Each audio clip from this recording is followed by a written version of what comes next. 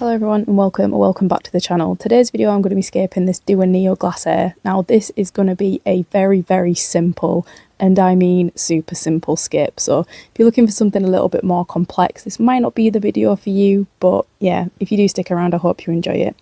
The type of scape I'm going to be doing is a river's edge scape, and I've done this in quite a few iterations. I think it's a scape that not only lends itself well to beginners, but also for something simple and various different sizes of aquariums. So first off, we're just going to put in a thin base of aqua soil. This is just tropical aqua soil, but you can of course use any type. It's just to provide a little bit of nutrition for the plants in there that we're going to be using. As for plants, we're not going to be using too many. I think there's literally 3 species, some moss and an epiphyte. So as I say, very simple. Next up is some Egde Mekong sand or Mekong sand. I'm not sure how to pronounce it, but assuming it's named after a river. This is just a really nice warm coloured sand, but with flecks of different colours through. So the main thing of this scape, because it's so simple, is we're going to be kind of putting effort into the actual sort of river bed, as in the stones and the gravels and the pebbles. Now, if you're a regular follower of the channel, you'll see that doing graded gravel type layouts and designs and scapes is sort of like my favourite thing to do. I do prefer it to a plant carpet, and I honestly think that the trick to it is just to use as many different types of stones, gravels and sand as you can, because that way you just get lots of different texture, lots of different interest and detail, and I suppose if you looked into nature it would just be like that under a riverbed, or at least under sort of like a stony riverbed. You'd get lots of different sizes and shapes and colours. So I honestly think that the secret to getting a really sort of effective and realistic and natural look is to just use as much as you can. So I'm just going all in with everything that I've got lying around in the cupboard. So there's various different sands, there's various different gravels, and in different sizes as well. That's probably going to be the main feature of this scape, is this really detailed foreground.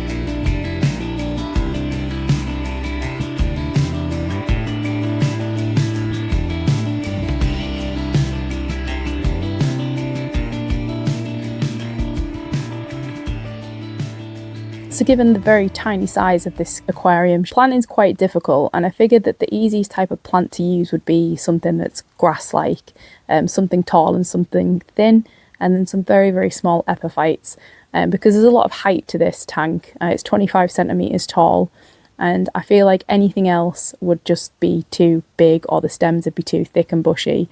So I decided that we'll go in the background with some Balasinaria mini, and this would just be like a like a really tall grass or a reed type thing that you would get in a riverbed. It's also an extremely easy plant to grow, but it does actually like harder water. So if you are in a hard water area, you might actually have luck with Balasinaria. I do tend to find that when I put it in my tank first, it does melt a little bit and it does start to go yellow, but it will adapt. And the Subulata natans, it's not a plant that I've ever used before, but I imagine it's very similar, probably got a similar texture. I think the leaves might just be a little bit thinner. Next up is Bucephalandra, and I think I was kind of pushing my luck in thinking that this would actually stay wedged in between the stones. I actually didn't have any glue either, so you will see that when I fill this up with water that just floated out immediately. So what I did end up doing is actually just tying it to some little stones with some moss. But you'll see that later in the video. I would normally say glue things like this. If you just put a tiny little dab of cyanoacrylate super glue just on the rhizome, or even on the roots, to be fair, they do handle it quite well, then yeah, you obviously won't have the problem with floating. So that was pretty much it for planting. I did add some hydrocortile tripartita because I had some that was growing in excess in one of my scapes, but I did end up taking it out because it just kind of ruined the vibe. I think it definitely just needed to stick with tall grassy plants. So at the minute I'm just filling it up with dechlorinated water. If you ever fill up a new tank, just put either a cup or a sponge or some tissue, especially if you've got like a sandy foreground. It just stops things like splashing up everywhere and stops sort of like the dust in the sand sort of getting into the water column. It obviously will eventually, but we'll just fix that with water changes. So yeah, as you can see, just taking the boost and just tying it with some cotton to a little stone, and I had some moss lying around. It was pretty dry, but I think it'll just sort of rehydrate and adapt and grow again under the water. And it's just some Java moss, so I just tied that to the root. I figured it would also add a natural look to a riverbed, just with some sort of moss. And I also think that things like Anubias and Boost, especially when you do tie them to a little stone, if you do put moss on it, it just kind of makes it look a little bit more natural.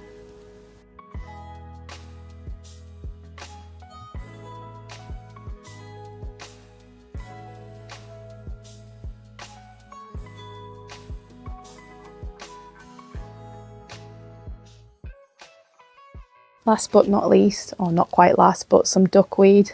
Most people hate this. I hate it, but it's somehow in every single tank that I've got, and I swear I didn't put it in there. This stuff just spawns out of the air. However, it is a really great plant for taking up excess nutrients and things like that. So it's a bit of a nightmare, but it does do a good job. So we're just going to put some beneficial bacteria into the water, and I'm also going to use some of this Arca Special Blend.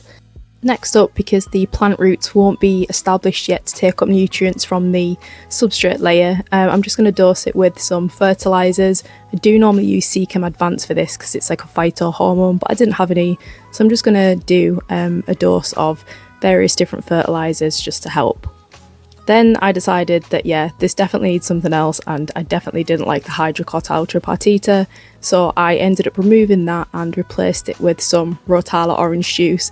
This is a relatively easy plant, but we might not get the colour that I would like just because of the light, but I will keep it really short, probably not too much taller than this. I think it'll just be nice to add a pop of colour.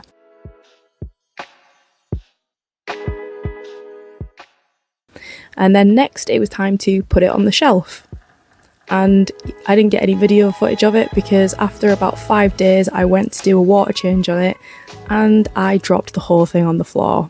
So yeah, I guess it means there's another rescape coming because it's a testament to the aquarium. It didn't smash, but the scape's ruined. So bit of a depressing end to a video, but thanks so much for watching guys. See you on the next one.